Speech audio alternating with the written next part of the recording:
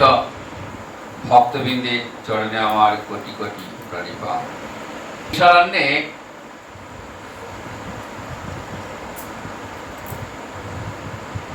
60,000 ঋষিদের সভায় সুত গোস্বামী পাদ শ্রীমদ্ ভাগবত কথা পরিবেশন করছেন।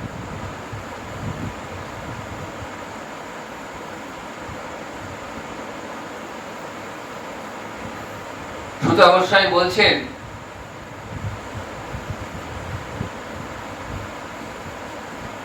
হে ঋষিগণ,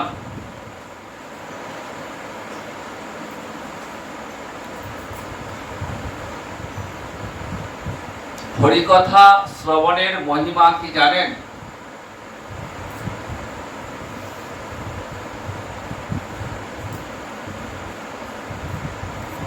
বলছেন, হরিকথা শ্রবণ করলে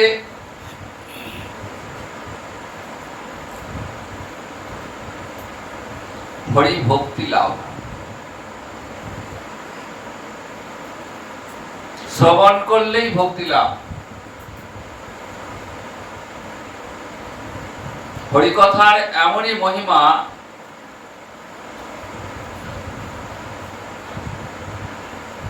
যে এই হরিকথা নিত্য শ্রবণ করলে হৃদয়ে হরিভক্তি সঞ্চার হয়। আর হরিভক্তি লাভ হলে কি হয়?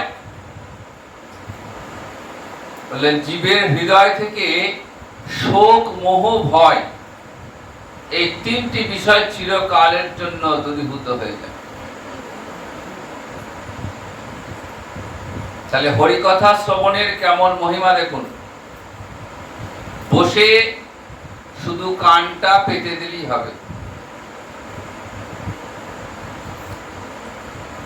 তাতে করে কি হবে? কৃষ্ণ ভক্তি লাভ হবে। আবার শোক, দুঃখ, মোহ এই বিষয়গুলো চিরকালের জন্য দূরীভূত হয়ে যাবে। শোক থাকবে না,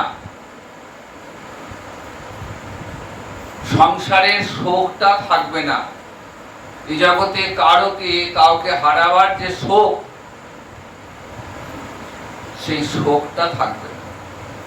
কারণ যে হৃদয়ে কৃষ্ণ বাস করেন, সেই হৃদয়ে ভগবান, যে হৃদয়ে ভগবান থাকেন, কৃষ্ণ বাস করেন, সেখানে আর বিষয় বাসনা থাকে না। আর বিষয় না থাকলে শোকও থাকবে না। বিষয় আছে বলি শোক আছে, বিষয় না থাকলে শোক থাকবে না। তাহলে যে হৃদয়ে কৃষ্ণ বাস করেন, সেই হৃদয়ে আর বিষয় বাসনা থাকবে না। তাই জীবের আর শোকও থাকবে না। শোক কেন হয়? শোক আসে মোহ থেকে। এই মোহ কোথা থেকে আসে? বলেন, মোহ আসে তমগুণে। মোহের ফলেই নাশ হয়। তমগুণে মোহের সঞ্চার হয়, মোহের ফলে দেহেতে আমিত্ব বুদ্ধি আসে। জগতে সব কিছু মনে হয় আমার, বাড়ি ঘর, স্ত্রী, পুত্র, কন্যা, টাকা পয়সা, জাগতিক যা কিছু সবই মনে হয় যেন আমার। আর এই আমিত্ব আছে বলেই জীবের শোক আছে। যখন আমিত্ব থাকবে না, যখন হরিভক্তি লাভ হবে, কৃষ্ণ ভক্তি লাভ হবে, তখন এই আমিত্ব বলে কিছু থাকবে না। তখন কি হবে? হে গোবিন্দ, হে গৌরহরি, আমার বলে কিছু নেই। আমার এই দেহ, মন, আত্মা আমি সব তোমার চরণে সমর্পণ করলাম। এই যে আত্মসমর্পণ, এই আত্মসমর্পণই হলো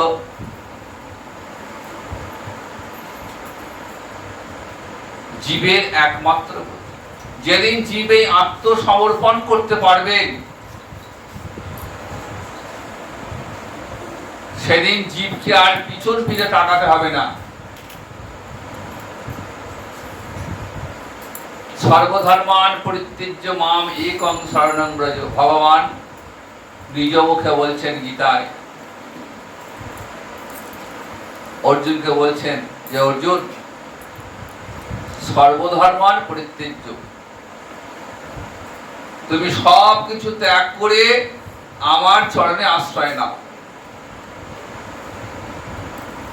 আমাতে অচলা ভক্তি লাভ হলেই তোমার সমস্ত দুঃখ নাশ হয়ে যাবে।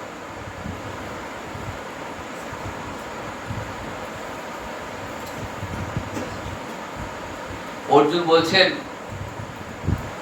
হে কেশব, আমি চেষ্টা করছি, কিন্তু মনটাকে আমি কিছুতেই শান্ত করতে পারছি না। মনটা পুরো বড় অশান্ত হয়ে থাকছে। যখনই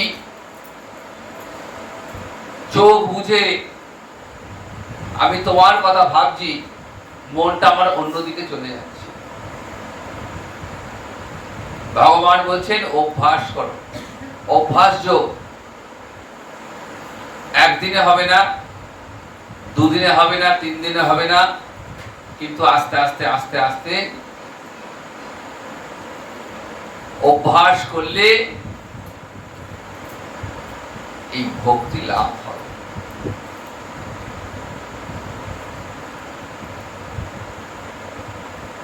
আর ভক্তি লাভে কি হয় বললেন, এই শোক যেমন দূরীভূত হয়ে যাবে, তখন এই হৃদয় থেকে ভয়ও থাকবে না। জীব তখন অকুত ভয় হয়ে যাবে। জীবের কিসের ভয়? জীবের একটাই ভয়, সেটা হচ্ছে মৃত্যু ভয়। এত বিষয় সুখ, এই বিষয় সুখ হারিয়ে গেলে, মৃত্যু আসলে বিষয় সুখটা হারিয়ে যাবে। তাই জীব সর্বদাই অন্তরে ভয়ে তটস্থ হয়ে রয়েছে। এই বোধহয় মৃত্যু হলো, এই বোধহয় মৃত্যু হলো। মৃত্যু হলে আমি আর এই জগতের রূপ রস শব্দ গন্ধ স্পর্শ তো আর আস্বাদন করতে পারবো? এত বিষয় সম্পত্তি, বাড়ি ঘর, টাকা পয়সা কত কষ্ট করে করলাম, এই সংসার ছেড়ে আমায় চলে যেতে হবে। এই যে ভয়, এই ভয় থেকে জীবের মুক্তি নাই। আর এই মুক্তি নাই বলেই বারবার ঘুরে ঘুরে ঘুরে ঘুরে এই সংসারের পাকে আসতে হচ্ছে। সব ক্ষেত্রে যে প্রতিবার যে মানুষ হয়ে আসবে আমার উপর নিশ্চয়তা নেই। বিষয় ভোগ করার ফলে কি হচ্ছে? কর্মফলের ভোগ চলছে। 84 লক্ষ জীব দেহে জীব ভ্রমণ করছে, সবটাই কিন্তু কর্মফল ভোগ। এই যে দেহটা, কর্মফল ভোগের হাত থেকে কারো রেহাই নেই। মনুষ্য, গন্ধর্ব, দেবতা, এমনকি ব্রহ্মা, সবাই কিন্তু কর্মফল ভোগ করে চলেছে, কারো রেহাই নেই। যোগী, ঋষি, মুনি, তপস্বী, গৃহী, সন্ন্যাসী, বানপ্রস্থী, সবাই কিন্তু কর্মফল ভোগ করছে। যেমন যেমন কর্ম তেমন তেমন ফল। মানুষ হয়ে জন্মালাম, কিন্তু কর্মটা মানুষের মতো করলাম না। কর্মটা হলো সে পশুর মতো। পশু কি করে? পশু ক্ষুধা পেলে আহার গ্রহণ করে,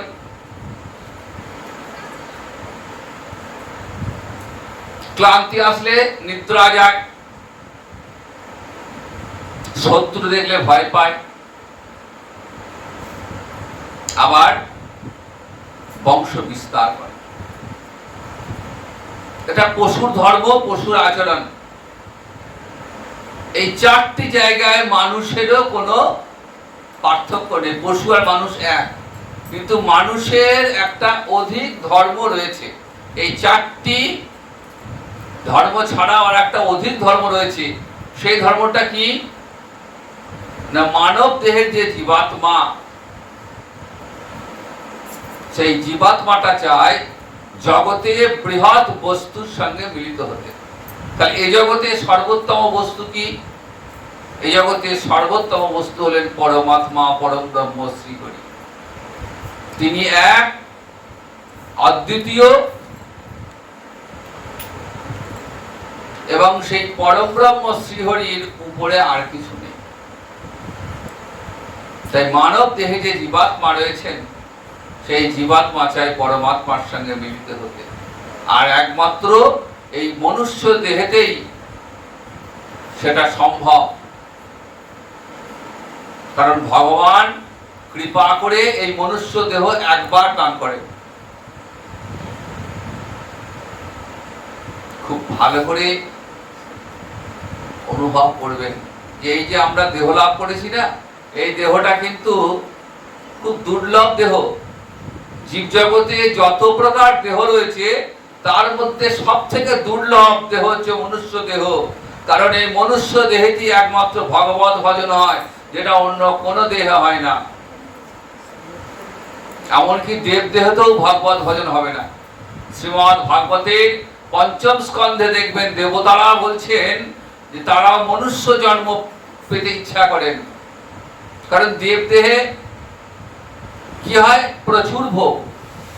মানুষ দান, ধ্যান, ব্রত, তপস্যা ইত্যাদি নানা রকম পুণ্য কর্ম করেন। এই পুণ্য কর্মের ফলে স্বর্গলোক লাভ হয়, আর সেখানে কি আছে? নন্দন কানন রয়েছে, এমন এমন সমস্ত বৃক্ষ রয়েছে যে বৃক্ষ এই জগতে পাওয়া যাবে না। এমন এমন ভোগের সামগ্রী রয়েছে যেটা মনুষ্য সমাজে দুর্লভ, এই জগতে দুর্লভ। সেখানে এই জগতে যা ভোগ তার থেকে আরো আরো অনেক বেশি ভোগ রয়েছে। কারণ পুণ্য সঞ্চয় করে পুণ্য ভোগ করবার জন্য এই মানুষই দেবতা রূপে দেবলোকে গমন করে। যে পুণ্য ক্ষয় হয়ে গেল আবার মর্তে ফিরে আসতে হবে। ক্ষীণে পুণ্যে মর্ত লোকং বিশন্তি, গীতায় বলা আছে। ক্ষীণে পুণ্যে, এই পুণ্যটা যতদিন সঞ্চয় থাকবে ততদিন দেবদেহ ভোগ হয়ে গেল। এত ভোগ যে সেখানে দেবতারাও পর্যন্ত গোবিন্দের কথা স্মরণ করতে ভুলে যান। তাই দেবতারা বলছেন যে একমাত্র মানব দেহেতেই ভগবত ভজন সম্ভব, এটা অন্য কোনো দেহে সম্ভব নয়। যখন জীবনে সুখের সীমায় মানুষ পৌঁছে যায় না, তখন আর ভগবত ভজনের কথা স্মরণে থাকে না। ভোগ বিলাসের মধ্যে থাকলে দেখবেন আর গোবিন্দ চিন্তা আসে না। কখন আসে? যখন মানুষ দুঃখে পড়ে, দুঃখ পায়, বিপদে পড়ে, তখন ভগবানের কথা মানুষের মনে পড়ে।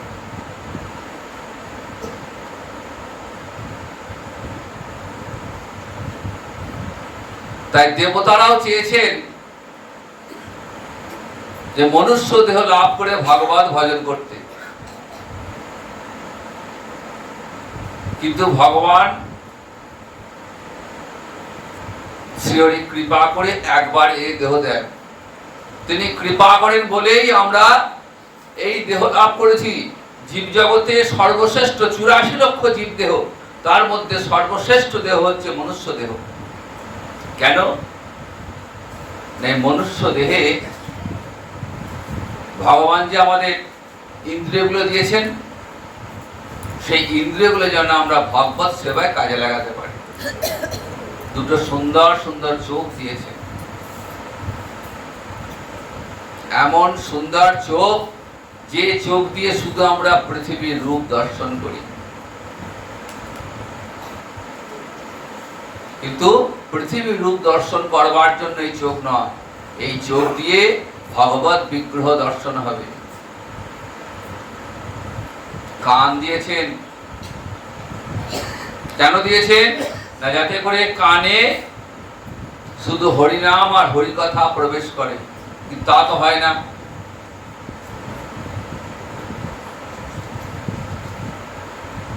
হরিনাম হরিকথা অপেক্ষা পরনিন্দা পরচর্চাটা বেশি করে শুনতে ভালো লাগে।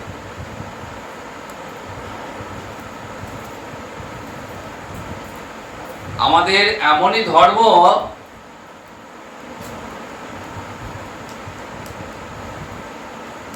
যে হরিকথা অপেক্ষা পরনিন্দা পরচর্চা বিষয় চর্চা শুনতে বেশি ভালো লাগে। এটা জীবের ধর্ম।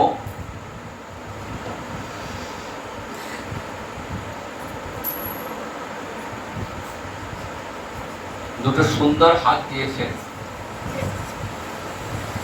এই হাত কেন? হাত গোবিন্দ সেবায় যেন লাগে। এই হাত দিয়ে তুলসী চয়ন হবে, ফুল পুষ্প চয়ন হবে, এই হাত দিয়ে গোবিন্দের জন্য মালা তৈরি হবে, এই হাত দিয়ে গোবিন্দের সেবা হবে, তবেই না এই হাতের সার্থকতা।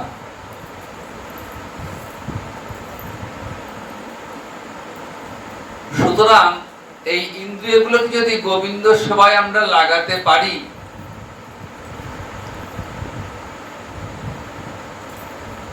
তাহলে ভগবান কৃপা করে হয়তো আবার একবার মানব দেহ দেবেন।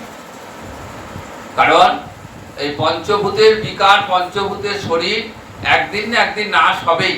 আমরা কেউ এটাকে আটকাতে পারবো না। কিন্তু ভগবত ভজনের ফল কি? না, জীব তো অকুত ভয় হয়ে যাবে, আত্মমৃত্যু ভয় থাকবে না। জীব জানবে যে আমাকে একদিন না একদিন আমার দেহ ত্যাগ হবেই। দেহ ত্যাগ হোক ক্ষতি নাই, কিন্তু যে ভক্তি আমি লাভ করেছি, যে ভক্তি আমি লাভ করেছি, সেই ভক্তি আমার হৃদয় থেকে আর কখনো নাশ হবে না।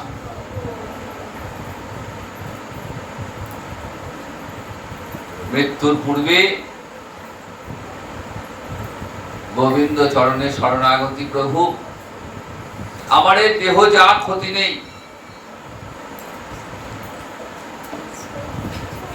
কিন্তু আমার তো এই দেহে ভজন সাধন সম্পূর্ণ হলো না।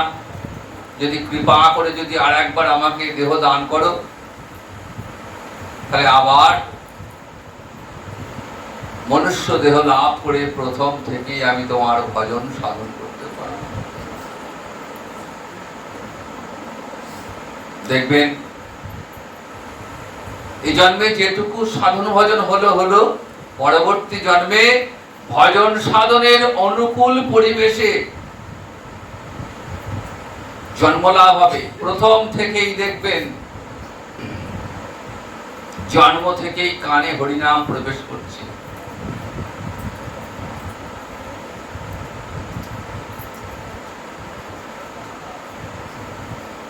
নারদ মুনি যখন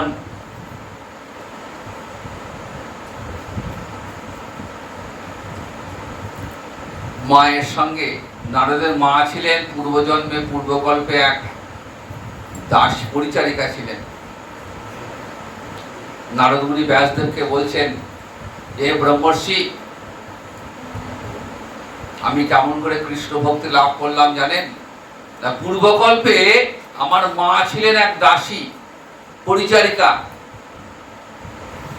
পরের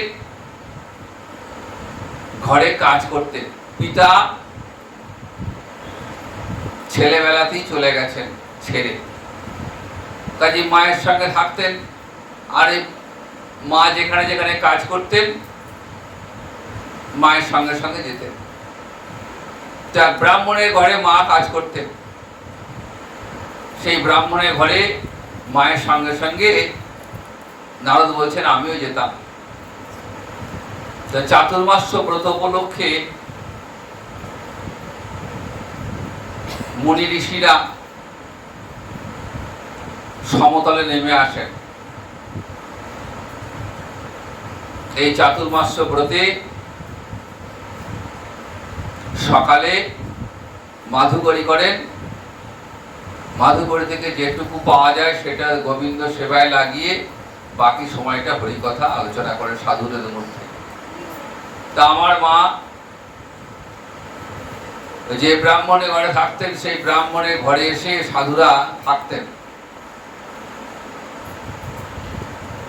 অবসর সময় তারা নিজেদের মধ্যে হরিকথা আলোচনা করতেন, তাদের উচ্ছিষ্ট গ্রহণ করতাম এবং তাদের মুখ থেকে আমি হরিকথা শ্রবণ করতাম। এই হরিকথা শুনতে শুনতে শুনতে শুনতে আমার অন্তরে কৃষ্ণ ভজনের ইচ্ছা জাগ্রত হল।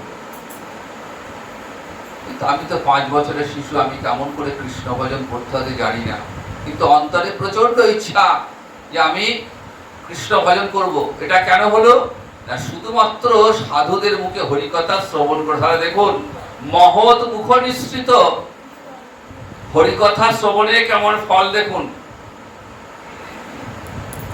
হরিকথা শুনতে হবে, কিন্তু সেটা যেন মহৎ মুখ নিঃসৃত হয়, নাহলে সেটা কি হবে, সর্বোচ্ছিষ্ট যথাপায়। দুধ খেলে শরীর স্বাস্থ্য ভালো হয়, এটা আমরা সবাই জানি, কিন্তু সেই দুধে যদি সাপে মুখ দেয়, আর সেই সাপে মুখ দেওয়া দুধটা খেলে কি হবে, শরীরে বিষক্রিয়া হয়ে যাবে। দুধ খাওয়া ভালো, কিন্তু সর্বোচ্ছিষ্ট সাপে মুখ দেওয়া দুধ খাওয়া কিন্তু শরীরের পক্ষে ক্ষতিকারক। সেরকম হরিকথা শুনতে হবে, কিন্তু শ্রবণের পূর্বে দেখতে হবে যে সেটা মহৎ মুখ নিঃসৃত কিনা। কারণ মহৎ মুখ নিঃসৃত না হলে সেই হরিকথার আস্বাদন হবে না। গৌড়লীলায় দেবানন্দ পণ্ডিত বিখ্যাত ভাগবত পাঠক ছিলেন।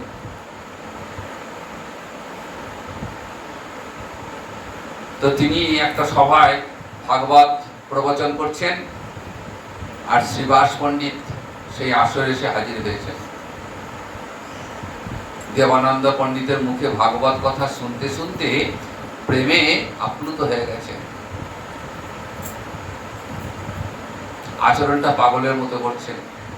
যারা শ্রোতা তারা ভাবলো কোথা থেকে পাগলটা এসছে, পণ্ডিতকে শ্রীবাস পণ্ডিত চিনতে পারেনি, ঘাট ধরে সভা থেকে বার করে দিচ্ছে।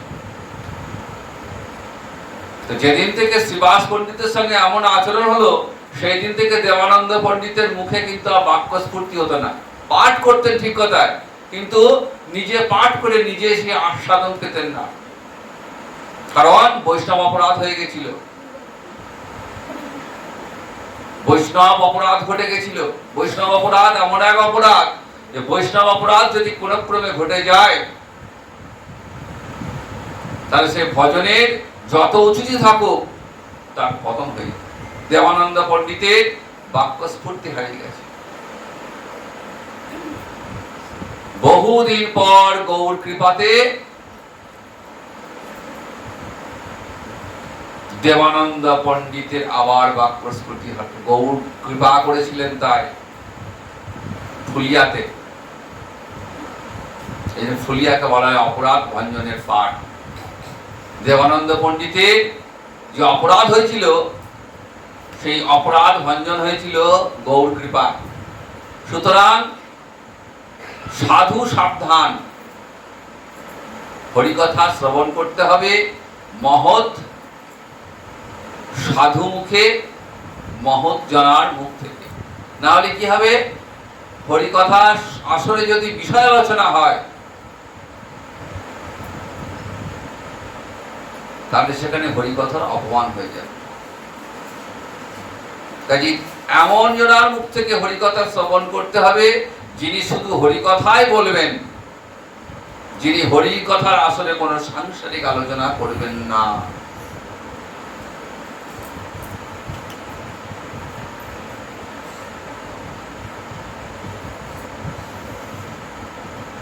তো নারদের অন্তরে কৃষ্ণ ভক্তি লাভের প্রবল ইচ্ছা। ইতিমধ্যে চাতুর্মাস্য ব্রত শেষ হয়ে গেছে, সাধুরা আবার ফিরে যাচ্ছেন কোথায়, গভীর অরণ্যে পর্বতের উপরে। নারদ ওই সাধুদের সঙ্গ করতে চাইলেন, কিন্তু কেউ রাজি হলেন না। 5 বছর মাত্র বয়স, বললেন এখন এই বয়সে তোমার আমাদের সঙ্গ লাভের মতো তোমার সময় হয়নি, কিন্তু অন্তরে প্রবল ইচ্ছা। কিন্তু এক সাধু মহতের কৃপায় নারদকে তিনি কৃষ্ণ ভজনের উপস্থিতি দিলেন। তো সেই থেকে নারদ দিবারাত্র কৃষ্ণ নাম করেন। দীক্ষা হয়নি, কিন্তু কৃষ্ণ নাম তিনি দিবারাত্র করে চলেন। এবং কিছুদিনের মধ্যেই নারদ মুনির মা সর্পাঘাতে দেহনাশ হয়ে গেল।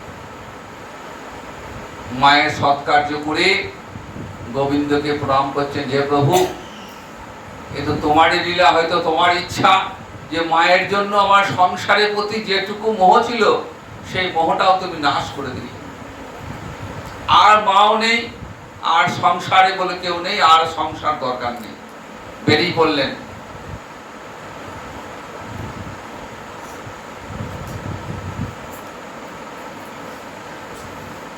এদেশ সেদেশ, পাহাড় পর্বত, নদী, বন জঙ্গল, সর্বত্র দিবারাত্র। কোথায় গেলে কৃষ্ণ পাবো, কোথায় গেলে কৃষ্ণ পাবো করে কাঁদতে কাঁদতে কাঁদতে কাঁদতে ঘুরতে ঘুরতে এক গভীর অরণ্যে এসে হাজির হয়েছে।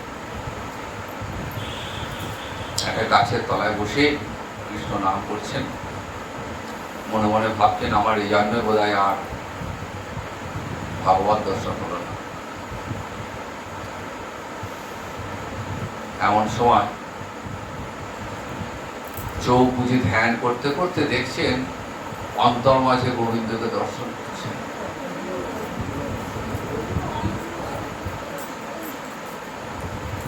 দর্শন করেছেন, আর সঙ্গে সঙ্গে যে চোখ খুলেছেন আর নেই। এমন সময় দৈববাণী হচ্ছে যে নারদ, এই জন্মে তুমি আর আমার দর্শন পাবে না। এই জন্মটা তুমি এইভাবেই কৃষ্ণ নাম অতিবাহিত করো। এই দেহ নাশ হয়ে গেলে তুমি আবার একটা নতুন দেহ লাভ করবে, আর সেই দেহেতে তোমার কৃষ্ণ ভজন করার সুফল তুমি পাবে। তো সেই যে নারদ মুনি দৈববাণী শ্রবণ করলেন, তারপর থেকে শুধু কৃষ্ণ নাম নিয়ে অতিবাহিত করতেন। এবং যথা সময়ে এই পঞ্চভূতের শরীরটা বিলীন হয়ে গেল। যে দেহ লাভ করলেন, পার্শ্বদ দেহ লাভ করলেন। কৃষ্ণ ভজনের ফল দেখুন। সেই পার্শ্বদ দেহে তিনি দিবারাত্র কৃষ্ণ ভক্তি লাভ করে তিনি ত্রিভুবন ঘুরে বেড়াতেন। বিনা যন্ত্র হাতে নিয়ে ত্রিভুবন ঘুরতেন। ঘুরতে ঘুরতে বৈকুণ্ঠে গেছেন। তো বৈকুণ্ঠে গিয়ে দেখছেন নারায়ণের আসনটা খালি রয়েছে, প্রভু নেই। মনে মনে চিন্তা করছেন যে আমি তো ভক্তি লাভ করেছি, তো আমার প্রভুকে তো দর্শন না করলে আমার সেই ভক্তি সার্থকতা কোথায়? প্রভুকেই তো দর্শন পাই না। একদিন দেখা পেয়েছেন, বলছেন প্রভু যখনই বৈকুণ্ঠে যায় দেখে তোমার আসনটা খালি, তোমায় কেন পাই না? ভগবান বলছেন, দেখো নারদ, নাহং তিষ্ঠমি বৈকুণ্ঠে যোগিনাং হৃদয় নচ মদ ভক্তা যত্র গায়ন্তি তত্র তিষ্ঠমি নারদ। আমি বৈকুণ্ঠে থাকি না, আমি কোনো যোগী ঋষি মুনির হৃদয়ে থাকি না। আমি কোথায় থাকি? আমি থাকি আমার ভক্তের হৃদয়ে। যে ভক্ত দিবারাত্র আমার কথা চিন্তা করে, যে ভক্ত দিবারাত্র আমাকে ভজনা করে, আমি সেই ভক্তের হৃদয়ে বাস করি। অতএব আমাকে যদি পেতে চাও, তাহলে তুমি আমার গুণকীর্তন করো। সেই দিন থেকে নারদ মুনি বিনা যন্ত্রে কখনো হরি গুণকীর্তন ছাড়া হননি। দিবারাত্র বিনা যন্ত্র খানি নিয়ে হরে কৃষ্ণ কৃষ্ণ কৃষ্ণ হরে হরে, হরে রাম রাম রাম হরে হরে। দেখুন হরিনামের কেমন মহিমা, হরিকথার কেমন মহিমা দেখুন। যেখানে হরিনাম হয়, যেখানে হরিকথা হয়, সেখানে স্বয়ং ভগবান শ্রীহরি বিরাজিত। যেখানে হরিকথা হয় সেই স্থান বৃন্দাবন।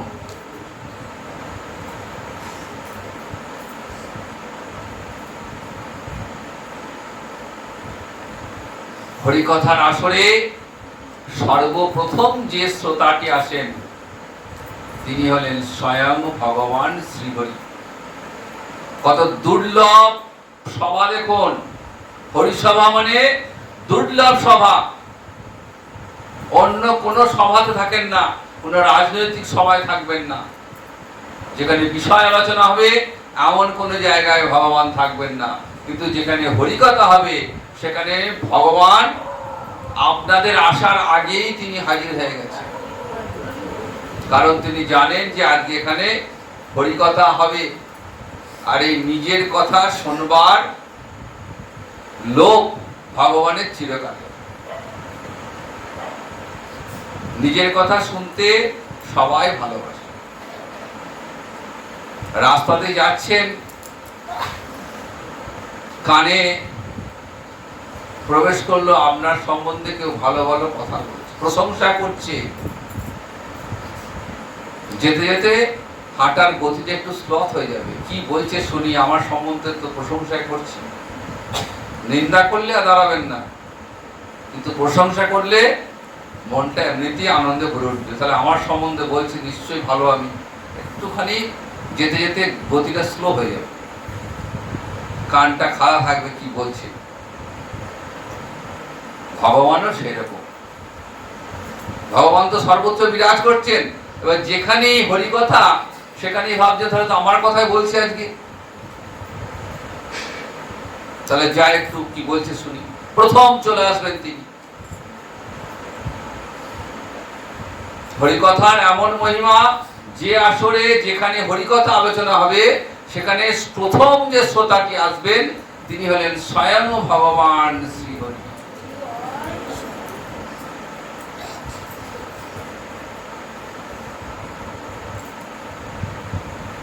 তাহলে তিনি যখন এসেছেন তিনি তো আমাদের মাঝেই আছেন, কিন্তু আমরা তো দর্শন করতে পারছি না, দেখতে পাচ্ছি না। আমরা সবাই সবাইকে দেখছি, কিন্তু ভগবানকে দর্শন করতে পারছি না। কেন পাচ্ছি না? কারণ এই জগতে এই চক্ষু দিয়ে ভগবত দর্শন হবে। ভগবত দর্শনের জন্য আলাদা চক্ষু দরকার।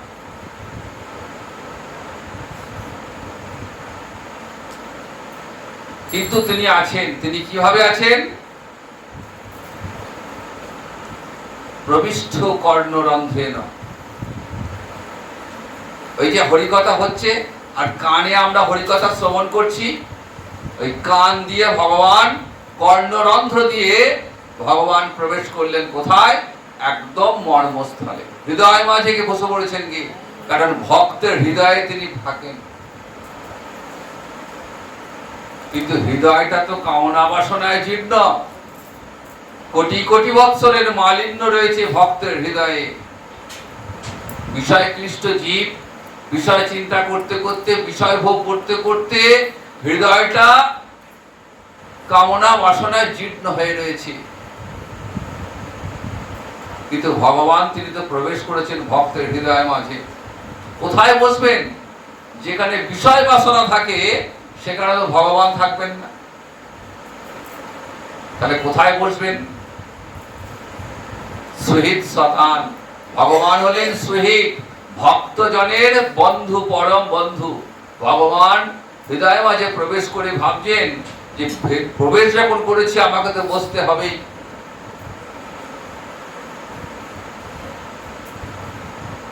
নোংরা অপরিষ্কৃত স্থানে সাধুরাই বসেন না, তাহলে ভগবান কেমন করে বসবেন? কিন্তু ভক্ত যে, ভগবান যে ভক্তের আপনজন, তাই তিনি কি করেন? নিজ হস্তে ওই ভক্তের হৃদয়ের মালিন্যটা দূর করে দিলেন।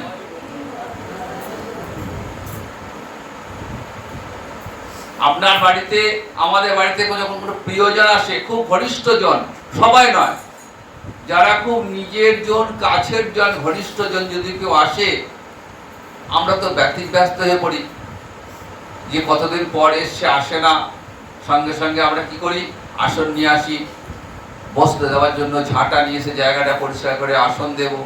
কিন্তু যদি সে সত্যি আমাদের প্রিয়জন হয়, কাছের জন্য, সে কি বলবে যে কিচ্ছু লাগবে না, আমি কি তোমাদের পর নাকি? এই দেখো, আমি নিজে হাতেই জায়গা পরিষ্কার করে নিলাম, নিজে হাতে জায়গা পরিষ্কার করে বসে পড়লাম। এটা কিন্তু খুব প্রিয়জন, কাছের জন্য তবেই করবে। আর অন্যজন হলে অপমানিত বোধ করবে যে তোমার গৃহে গেলাম, অথচ এতটুকু সম্মান করলো না, বেরিয়ে এসে সমালোচনা করবে। কিন্তু প্রিয়জন, আপনজন কিন্তু এমনটা করবে না। তো ভগবান হলে সেরকম আমাদের প্রিয়জন, যিনি কখনো অপেক্ষা করেন না যে কবে ভক্তের হৃদয়ে মালিন্য দূর হবে তারপরে আমি বসবো, এই অপেক্ষাটা ভগবান করেন না।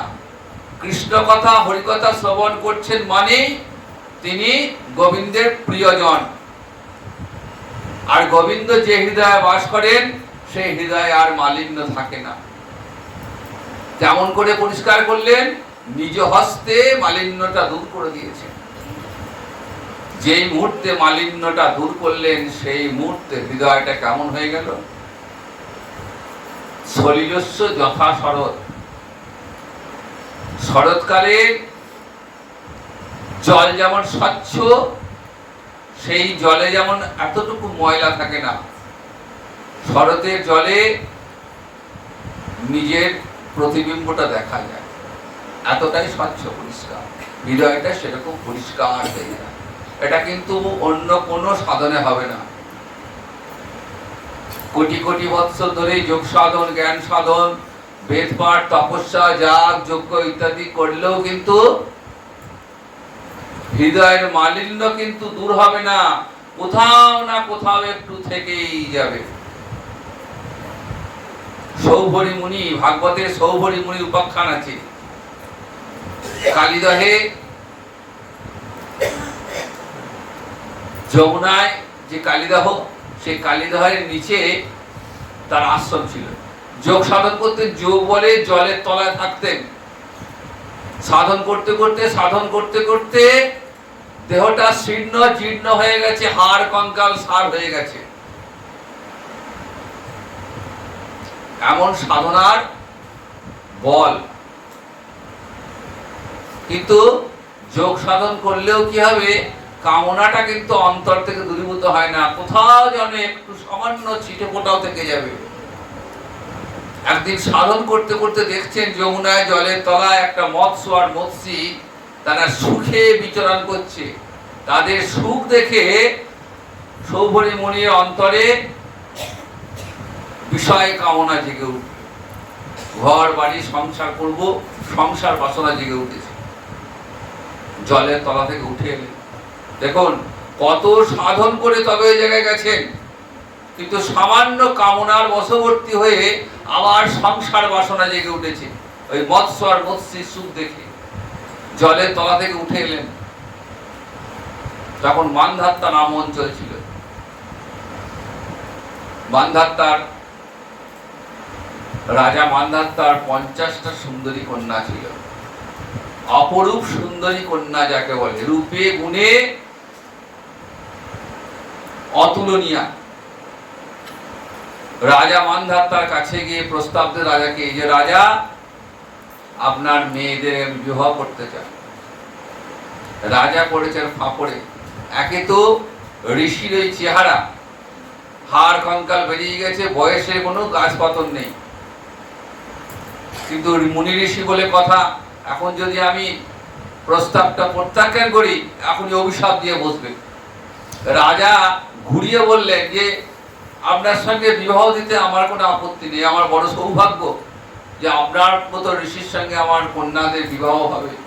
কিন্তু দেখুন, কন্যা আমার হলেও তাদের একটা মতামতের প্রয়োজন আছে।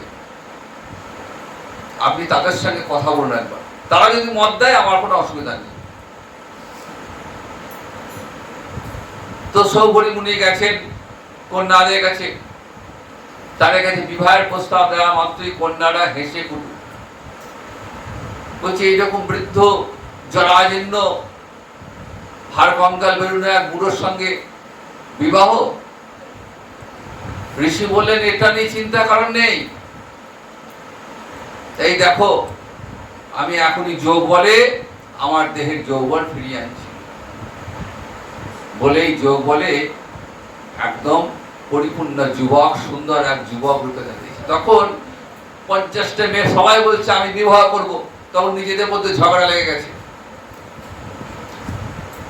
সৌবরী মল্লে বলে ঠিক আছে আমি সবাইকে বিবাহ করবো। তখনকার দিনে বহু বিবাহের প্রচলন ছিল প্রাচীনকালে। 50টা মেয়েকে একসঙ্গে বিবাহ করলেন, এবং শুধু তাই নয়, প্রত্যেকের জন্য আলাদা আলাদা অট্টালিকা। যোগ সাধন করতে যোগ বলে সবই সম্ভব। আলাদা আলাদা অট্টালিকা তৈরি করে বিবাহ করে নিয়ে গেছেন, সংসার করছেন। দেখুন, ছিলেন যমুনায় কালিদায় জলের তলায়, যোগ সাধন করতেন, সামান্য কামনার বশবর্তী হয়ে সংসার করলেন। দীর্ঘদিন সংসার করার পর মনে অনুশোচনা, ছি ছি ছি ছি আমি কি করলাম, যে সংসার ত্যাগ করে আমি কত কষ্ট করে সাধন করে আমি এই দেহ লাভ করেছিলাম, সামান্য কামনার বশবর্তী হয়ে আমার সব চলে গেল। অনুশোচনায় দগ্ধ হয়ে সমস্ত ত্যাগ করে আবার ওই কালিদাহে ফিরে গেলেন। তাহলে যোগ, জ্ঞান, তপস্যা এইগুলোতে কিন্তু পরিপূর্ণ কৃষ্ণ ভক্তি লাভ হবে না। কোথাও না কোথাও যেন মালিন্য থেকেই যাবে। কিন্তু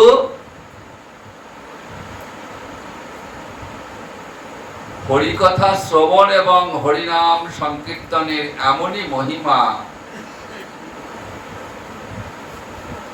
যার মালিন্য এতটুকু থাকবে। ঠাকুর হরিদাসের কথা দেখুন, হরিদাস নামকে জীবনের ব্রতরূপে গ্রহণ করলেন। হরিদাস ছিলেন পূর্বলীলায় ব্রহ্ম হরিদাস বলা হতো। ব্রহ্ম হরিদাস, হরিদাসের মধ্যে ব্রহ্মার আবেশও ছিল, আবার প্রহ্লাদের আবেশ ছিল।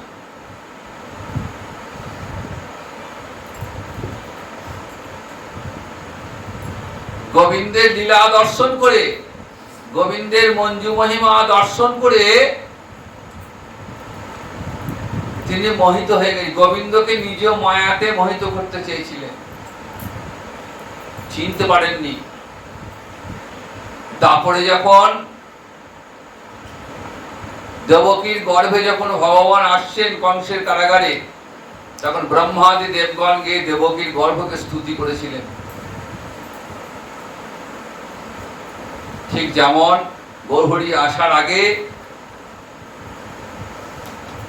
মহাবিষ্ণুর অবতার অদ্বৈত আচার্য শান্তিপুরে গঙ্গার ঘাটে গঙ্গা জল তুলসী নিয়ে ভগবানকে প্রার্থনা করেছিলেন, ঠিক সেরকম দাপরেও ব্রহ্মাদি দেবগণ দেবকীর গর্ভকে স্তুতি করেছেন। ভগবান এসেছেন, দেবতারা ফিরে গেছেন, তারপর আর বহুদিন কোনো খোঁজ খবর নেওয়া হয়নি। ব্রহ্মা হংস পৃষ্ঠে আকাশ মার্গে ঘুরছেন, ঘুরতে ঘুরতে ঘুরতে ঘুরতে ব্রজভূমির ওপর দিয়ে যখন এসছেন, তখন দেখছেন একটা কৃষ্ণবর্ণের বালক একটা বিশাল একটা সাপের ভিতরে প্রবেশ করেছে। অঘাসুর মোক্ষণ চলছে ভগবানের, অঘাসুর মোক্ষণ লীলা। কৃষ্ণ তার সখাগণকে সঙ্গে নিয়ে অঘাসুরের বদনে প্রবেশ করেছেন। অঘাসুর মানে কংস প্রেরিত এক অসুর, যে পথে গোচারণে আসছেন গোবিন্দ, সেই আসার পথে বিশাল হাঁ মুখ করে অপেক্ষা করছেন যে এই পথ দিয়ে তো আসবে, আর আমার মুখে যে ঢুকবে সঙ্গে সঙ্গে মুখটা বন্ধ করব। কৃষ্ণ তার লীলা শেষ। মনে মনে ভাবছেন আজ দেখি কে বাঁচায়। অঘাসুর ভাবছেন, ভগবান তো অন্তর্যামী, তিনি বুঝতে পেরেছেন যে আমাদের আসার পথে যাওয়ার পথে অঘাসুর বিশাল হাঁ মুখ করে রেখেছে। তিনি কিছুই জানেন না এমন ভাব করে সখাদের নিয়ে চললেন। সখারা রাস্তা ভেবে এই অঘাসুরের বদনে প্রবেশ করছে, নাচতে নাচতে প্রবেশ। কারণ সখারা জানেন যে আমাদের সঙ্গে কৃষ্ণ আছেন। এমন ভক্তি, দেখুন এইরকম ভক্তি থাকলে ভগবান তাদেরকে রক্ষা করবে। সখারা জানে আমাদের সঙ্গে কৃষ্ণ আছে, কৃষ্ণ ছাড়া তাদের আর কিছু নেই, কৃষ্ণই তাদের ধ্যান জ্ঞান। তারা এইটুকু জানে যে আমাদের কোনো বিপদ আসবে না, কারণ কৃষ্ণ আমাদের সঙ্গে আছে। নাচতে নাচতে সখারা প্রবেশ করেছিল অঘাসুরের বদনে। অঘাসুর তখন হামুখটা বন্ধ করলেন না, অপেক্ষা করছেন। কার জন্য? বকারি। অঘাসুরের ভাই হচ্ছে বকাসুর। বকাসুরকে বধ করেছিলেন, তাই ভগবান শ্রীকৃষ্ণের একটা নাম বকারি। বকারির জন্য অপেক্ষা করছেন, ভাবছেন যে তুমি আসলেই হয়, আসা মাত্রই মুখটা বন্ধ করব। আর গোবিন্দ ভাবছেন আজ তো তোমার শেষ দিন, আজ তো তোমার মুক্তির দিন। ভগবান কিছুই জানেন না, তিনি এমন ভাব করে তিনিও ভেতরে প্রবেশ করলেন। সঙ্গে সঙ্গে অঘাসুর মুখটা বন্ধ করেছে। এইবার ভগবানের ঐশ্বর্য লীলা। যতক্ষণ তিনি বৃন্দাবনে রয়েছেন, বৃন্দাবনের মাটিতে ততক্ষণ পর্যন্ত ভগবান তিনি ঐশ্বর্য প্রকাশ করলেন না। ভেতরে গিয়ে শরীরটাকে এমন বড় বাড়াতে লাগলেন যে অঘাসুর না পাচ্ছে গিলতে, না পাচ্ছে বার করতে।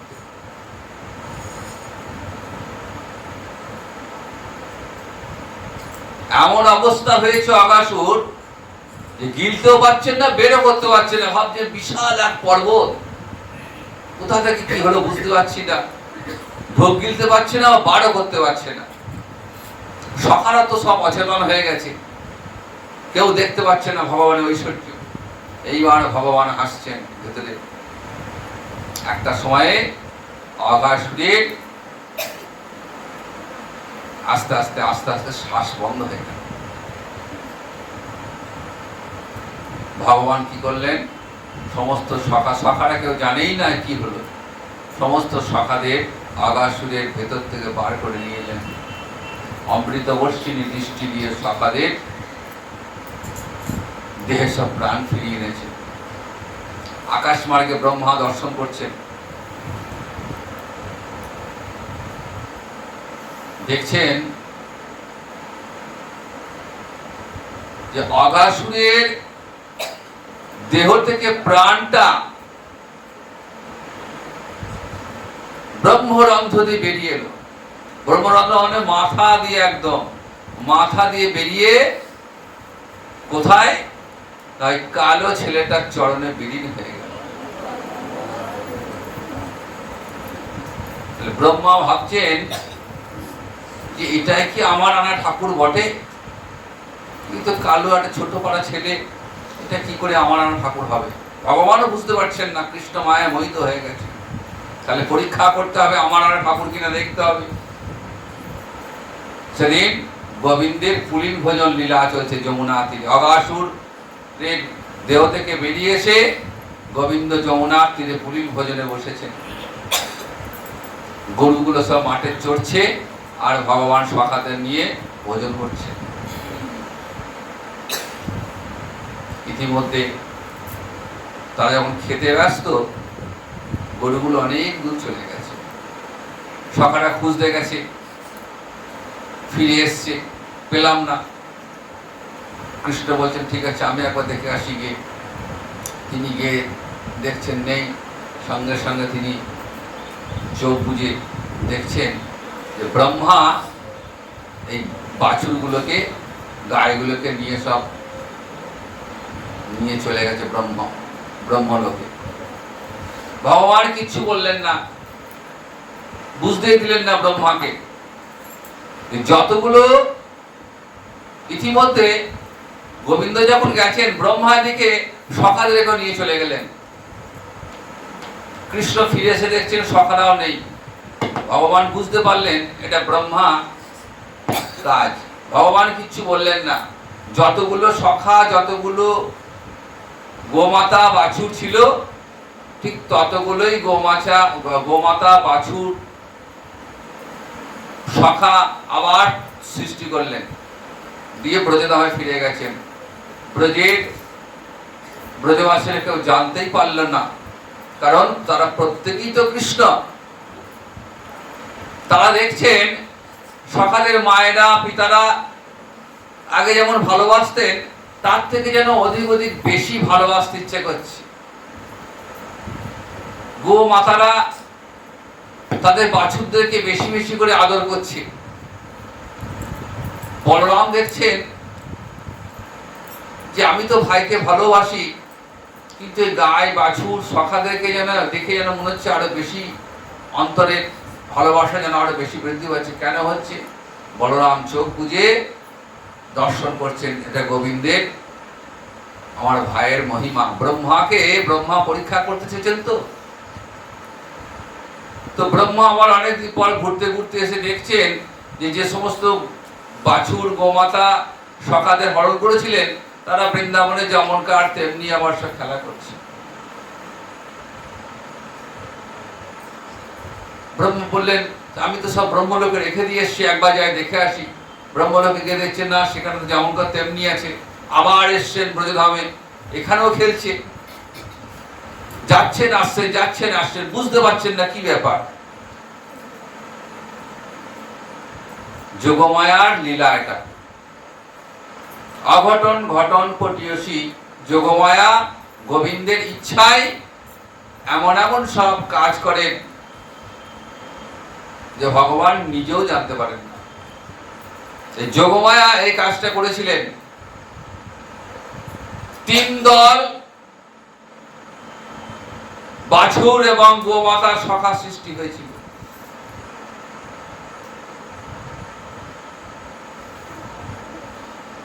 আসল গুলোকে নিয়ে গেছে ব্রহ্মা, নিয়ে গেছিলেন, আর নকল 2টো দল তৈরি হয়েছিল। যোগমায়া কি করলেন?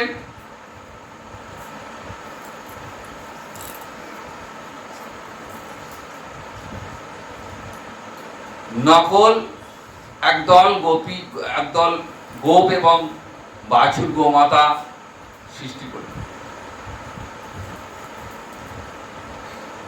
তার ফলে ব্রহ্মা আর স্থির করতে পারছিলেন না যে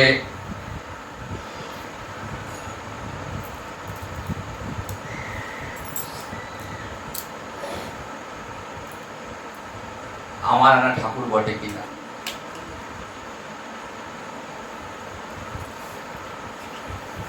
যখন কৃষ্ণ মায়া মোহিত আর সহ্য করতে পারলেন না, ব্রহ্মা নিজে মূর্ছা গেছেন।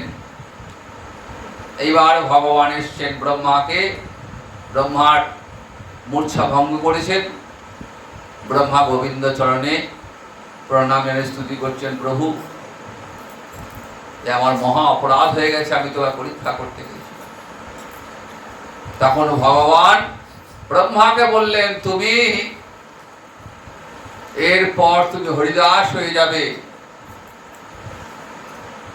তুমি আমাকে পরীক্ষা করতে চেয়েছিলে,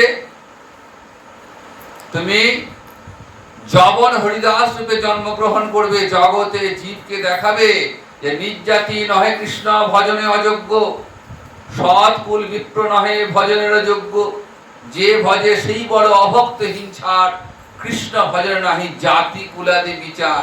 কৃষ্ণ ভজনের জন্য কোনো জাতি কুল বর্ণ ধর্ম কিচ্ছু লাগে না, যে ভজে সেই বড়। বিধর্মী হয়ে যবন হয়ে যদি কৃষ্ণ নাম করে, সে ব্রাহ্মণ অপেক্ষাও শেষ। তাই হরিদাস যবন কুলে জন্মগ্রহণ করে জগৎ জীবকে দেখালেন যে হরিনামের মহিমা। সারা দিনে 3 লক্ষ হরিনাম করতেন, মাসে 1 কোটি হরিনামের সংকল্প। হরিনাম করতে করতে হরিদাসের দেহটা এমন হয়ে গেছিল, হরিদাসের দেহে কান পাতলে হরিনামের ধ্বনি শোনা যেত। মহাপ্রভু হরিদাসকে জড়িয়ে ধরে আলিঙ্গন করছেন। হরিদাস বলছে, প্রভু এমন কি করছেন? আমি যবন অস্পৃশ্য ম্লেচ্ছ, আমাকে স্পর্শ করলে আপনি অস্পৃশ্য হয়ে যাবেন। প্রভু বলছেন, কে বলেছ অস্পৃশ্য? তুমি যোগী ন্যাসী থেকেও বড়। যে হরিনাম করে তাকে দর্শন করলে সর্বতীর্থে স্নান হয়ে যায়, তাকে দর্শন করলে বেদ পাঠ যাগযজ্ঞের ফল লাভ হয়। যিনি হরিনাম করেন তিনি যোগী সন্ন্যাসী অপেক্ষাও বড়।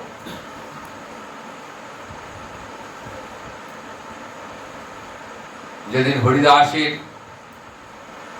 নির্যান হলো, হরিদাস যেদিন এই পার্থিব জগতের দেহ ত্যাগ করলেন, সেদিন মহাপ্রভু হরিদাসের দেহটাকে নিয়ে নৃত্য করতে করতে সমুদ্রে তীরে গেলেন।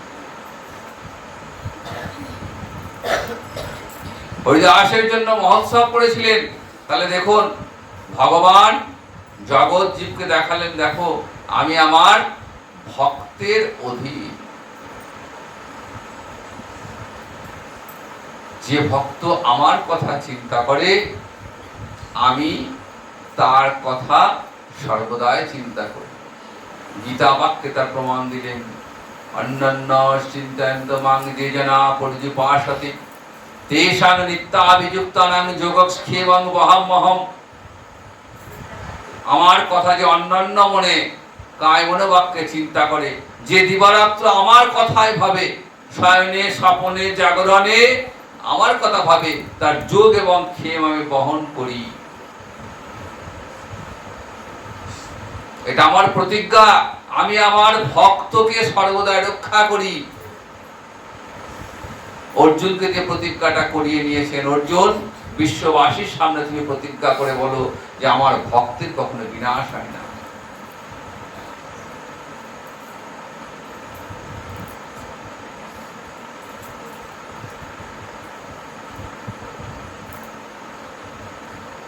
কলিহত জীবকে এই কৃষ্ণ ভক্তি দান করবার জন্য সেই স্বয়ং ভগবান শ্রীহরি বৈবস্বত মন্বন্তরের অষ্টাবিংশতি দাপরে কৃষ্ণলীলা শেষ করার পর যে পরবর্তী কলি, অর্থাৎ এই কলিতে ওই স্বয়ং ভগবান শ্রীহরি এসেছেন। দেখুন, স্বয়ং মহাপ্রভু তিনি কোন অবতার নন, স্বয়ং ভগবান। স্বয়ং ভগবান কখন আসেন? ব্রহ্মার একদিনের তিহ অবতার। ব্রহ্মার একদিন মানে সত্য, ত্রেতা, দাপর, কলি, এই নিয়ে 4 যুগ। এরকম 71টা চতুর্যুগে একটা মন্বন্তর, এরকম 14 মন্বন্তরে ব্রহ্মার একদিন। এই ব্রহ্মার একদিনে স্বয়ং ভগবান একবার অবতীর্ণ হন। কখন? প্রেমরস নির্যাস করিতে আস্বাদন। যখন ভগবানের অন্তরে ইচ্ছা হয় যে প্রেমরস আস্বাদন করব, এই প্রেমরসটা কোথায় পাওয়া যাবে? একমাত্র বৃন্দাবনে রয়েছে। ব্রজভূমিতে এই প্রেমরসের আস্বাদন পাওয়া যায়। এই প্রেম রসটা 5টা পাত্রে থাকে: শান্ত, দাস্য, সখ্য, বাৎসল্য, মধু।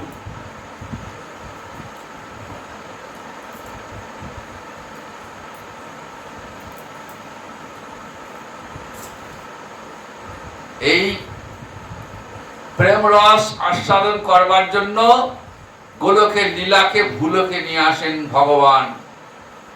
অশেষে বিশেষে অনন্ত রস বৈচিত্র্য আস্বাদন করবেন। অনন্ত রস বৈচিত্র্য। তারপরেও ভগবানের অন্তরে 3টি বাঞ্ছা অপূর্ণ রয়ে গেছিল। কৈছান রাধা প্রেমা, কৈছান মধুরিমা, কৈছান সুকেতি হব।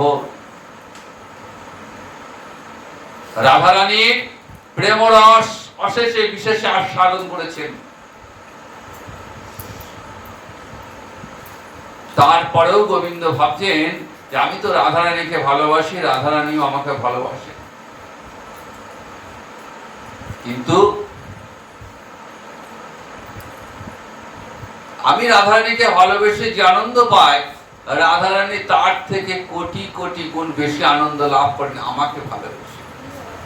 তাহলে রাধারানীর অন্তরের ভাবটা কেমন, কি আছে অন্তরে, এটা আমাকে জানতে হবে। কেমন করে জানবো? যদি আমি প্রেমের বিষয় হয়ে থাকি, তাহলে কখনো ওই রাধারানীর অন্তরের ভাব আস্বাদন করতে পারবো না। তাহলে আমাকে ওই আশ্রয় জাতীয় ভাব অবলম্বন করতে হবে। রাধারানী হলেন আশ্রয়, আর গোবিন্দ হলেন প্রেমের বিষয়। তাহলে আমাকে ওই আশ্রয় জাতীয় প্রেমরস আস্বাদন করতে গেলে আমাকে রাধারানীর অন্তরের ভাবটা গ্রহণ করতে হবে। চিরকাল নাহি করি প্রেম ভক্তি দান, ভক্তি বিনা জগৎ জীবের নাহি অধিষ্ঠান। গোলকে বসে গোবিন্দ ভাবছেন যে সেই কবে কোন কলিতে একবার আমি প্রেম ভক্তি দান করেছি, তারপর তো আর ভক্তি দান হয়নি। আর ভক্তি ছাড়া জীবের তো মুক্তি নেই। জীবের অন্তরে যতক্ষণ এই অভিমান না আসছে যে আমি কৃষ্ণপদ দাস, আমি গোবিন্দ চরণের দাস, আমি শ্রীহরির দাস, এই অভিমানটা যতক্ষণ না আসবে ততক্ষণ ভক্তি আসবে না। আর ভক্তি না আসলে মুক্তি হবে না। তার জীবকে তো মুক্তি দান করতে হবে।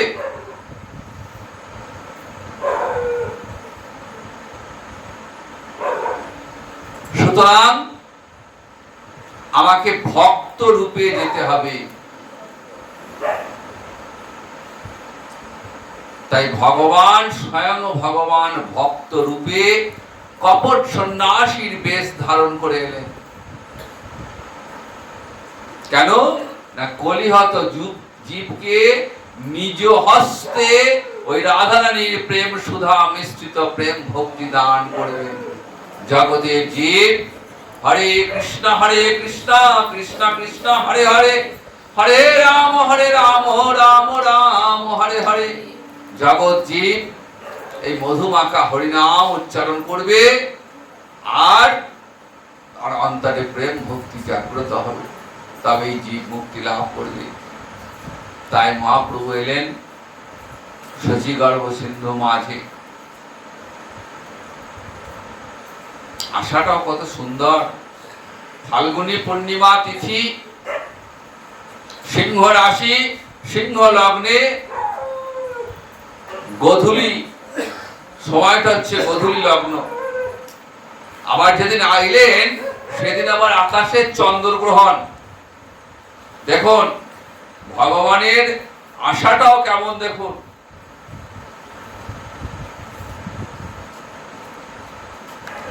জন্মাষ্টমীর ৮ আর রাধাষ্টমীর ৮, তাহলে ৮ ৮ 16, 16 কলা পূর্ণ। আবার পূর্ণিমায়, পূর্ণিমার চাঁদ 16 কলায় পূর্ণ হয়ে তবে পূর্ণিমার চাঁদ হবে। ওই 16 কলায় পূর্ণ হয়ে ফাল্গুনী পূর্ণিমা তিথিতে আকাশে চন্দ্রগ্রহণ। ভারতবর্ষের প্রত্যেকটা তীর্থে তীর্থে মানুষ স্নান করছেন, চন্দ্রগ্রহণ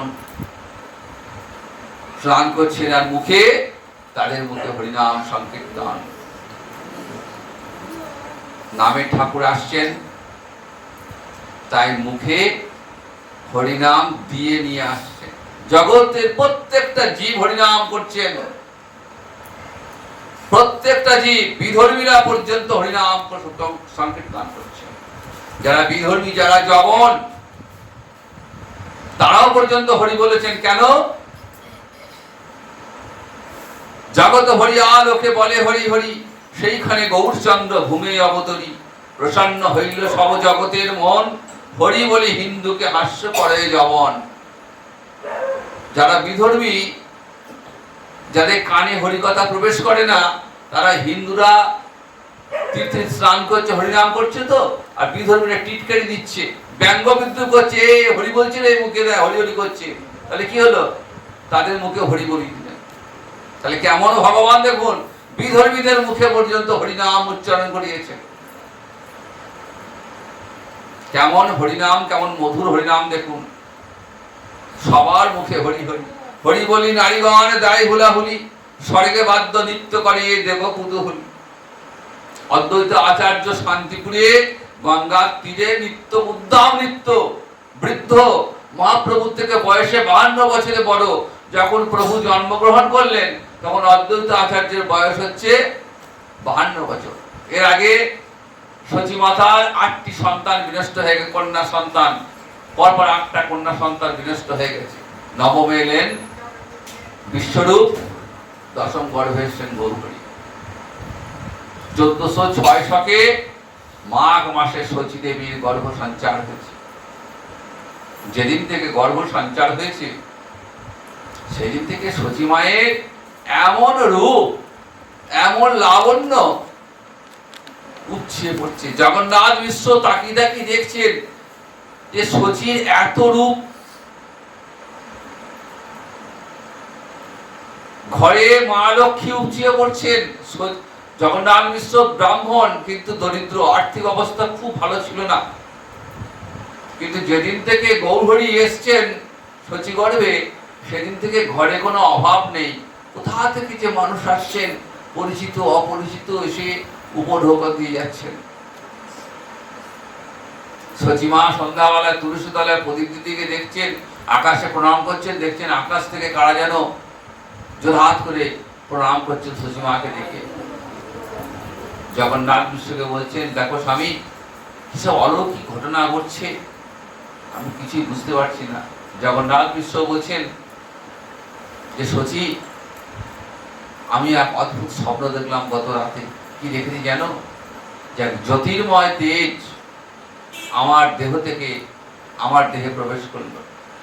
তারপর সেই তেজ আমার দেহ থেকে তোমার দেহে প্রবেশ করল। আমার কি মনে হয় জানো? নিশ্চয়ই কোনো মহাপুরুষ আসছেন আমাদের ঘরে। মিশ্র কহে, মুই এক স্বপ্ন দেখিনু, জ্যোতির্ময় ধাম মোর হৃদয়ে পশিল। মোর হৃদয় হইতে গেলা তোমার হৃদয়, হেন বুঝি জন্মিবেন কোন মহাশয়। দেখতে দেখতে গর্ভের সময় 13 মাস হয়ে গেছে। শারদভাবে 10 মাস 10 দিনে সন্তান ভূমিষ্ঠ হয়, কিন্তু শচী গর্ভে প্রভু রয়েছেন 13 মাস ধরে। জগন্নাথ মিশ্র শচী মাতার চিন্তার শেষ নেই। কি অলৌকিক ঘটনা ঘটছে। গৃহে শালগ্রাম শিলা রয়েছেন গৃহদেবতা। শালগ্রাম শিলার কাছে দিবারাত্র কাঁদেন আর প্রার্থনা করেন। নীলাম্বর চক্রবর্তী শচী দেবীর মা পিতা খুব ভালো জ্যোতিষী ছিলেন, গণনা করতেন। তিনি গণনা করে বললেন, মা চিন্তা করিস না, এই আগামী ফাল্গুনী পূর্ণিমার শুভ সন্ধ্যায় সিংহ রাশি সিংহ লগ্নে সন্তান ভূমিষ্ঠ হবে। 1407 শকে মার্চে ফাল্গুন পৌর্ণমাসী সন্ধ্যাকালে হইলে শুভক্ষণ। নদিয়া উদয়গিরি পূর্ণচন্দ্র গৌরহরি কৃপা করি করিল উদয়। পাপতম হইল নাশ, ত্রিজগতের উল্লাস, জগ হরি হরিধ্বনি হয়।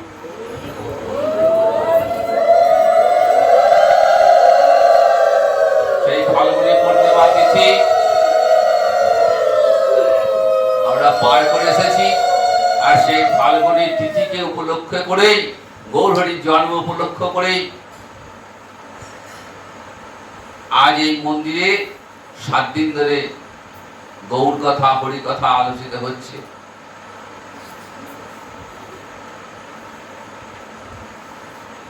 আগামীকাল আলোচনা হবে। আগামী শুক্রবার শনিবার পর্যন্ত এই গৌর পূর্ণিমা উপলক্ষে ভাগবতী কথা, গৌর কথা, হরি কথা আলোচনা চলবে। সারা বছরে মন্দিরে ভাগবত কথা হয়। এই গৌর পূর্ণিমা উপলক্ষে প্রতি বছরে না, এবছরেও 7 দিন ধরে হরিকথা হবে। আগামীকালও আমরা আস্বাদন করব। আজ এখানে বিশ্রাম নিচ্ছি। জয় নিতাই, জয় গৌর, জয় জয় রাধে কৃষ্ণ গোবিন্দ, জয় জয় রাধে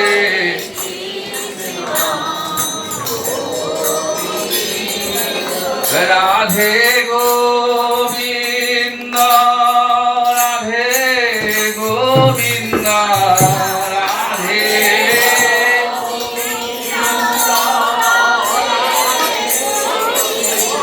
জয় জয় রাধে কৃষ্ণ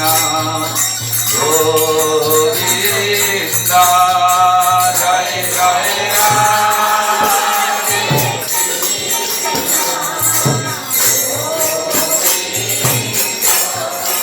জয় জয় শ্যাম সুন্দর মদন মোহন বৃন্দাবন চন্দ্র জয় জয়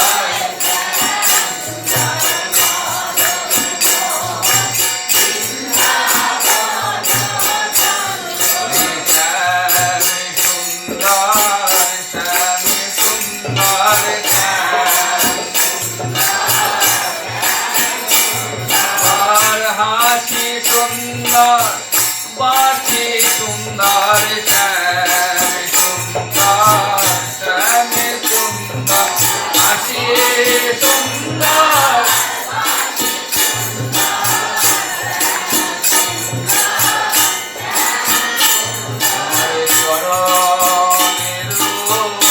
নুপুর সুন্দর সরা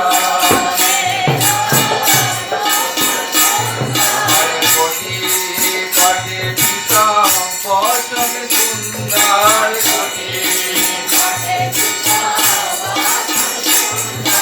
ঘরে মোহন মালা সুন্দর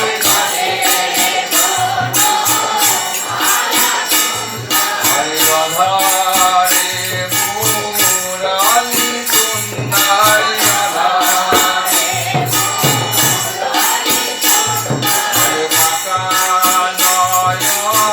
বড়ই সুন্দর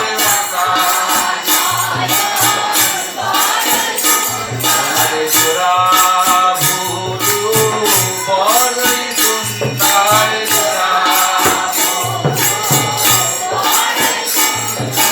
কর্ণে কুণ্ডল সুন্দর কর্ণে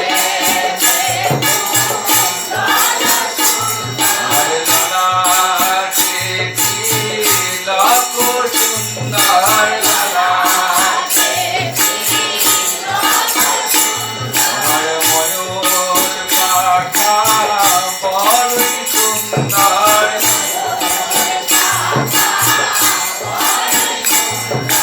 বাবে রাধা রানী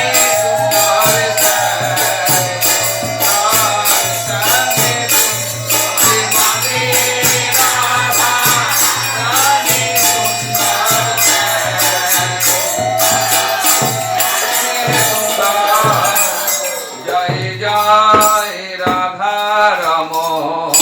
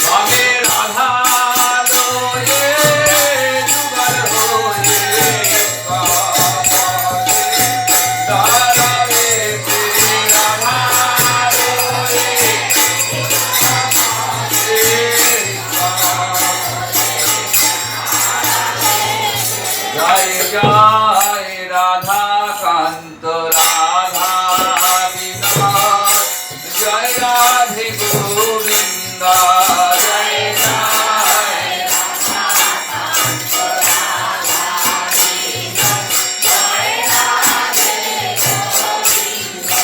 জয় জয় রাধেশ্বরী বিনোদিনী ভানুকুল চন্দ্রা জয় জয়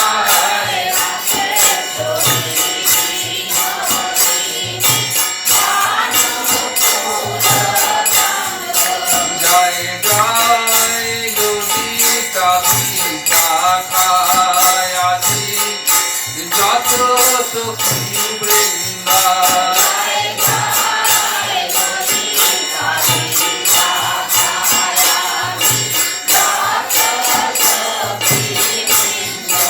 জয় জয় শিরূপমঞ্জরি রতি মঞ্জরি আনন্দ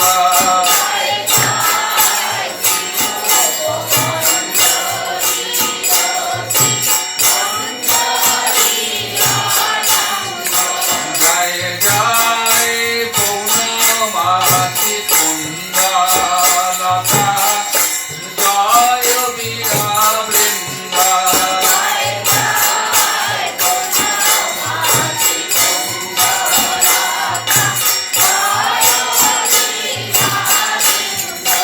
জয় জয় কৃপা করি দেহ যুগল চরণার বৃন্দা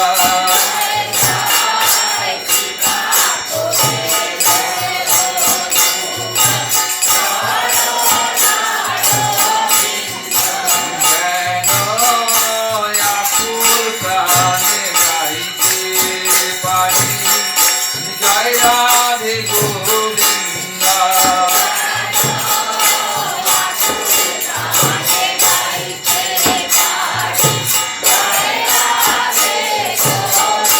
যেন আকুল প্রাণে গাইতে পারি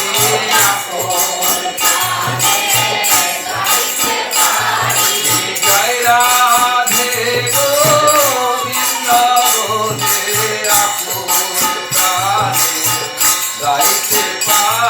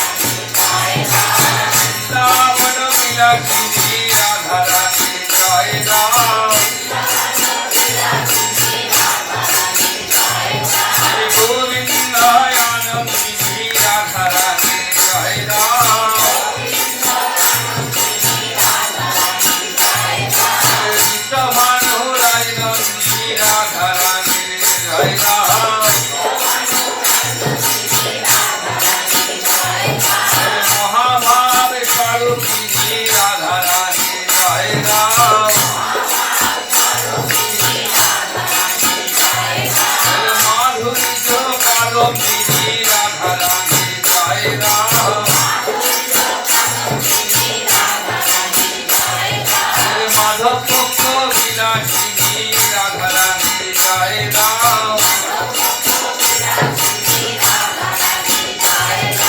কৃষ্ণ প্রেমে অনুমানিনী রাধারানী জয় রাম। চিরকৃষ্ণ কাঙালিনী রাধারানী জয় রাম। শ্যামন মোহিনী রাধারানী জয় রাম। শ্যাম কণ্ঠে হেমমণি রাধারানী জয় রাম। শ্যাম সোহাগে সোহাগিনী রাধারানী জয় রাম। শ্যামাদরের আদরিনী রাধারানী জয় রাম।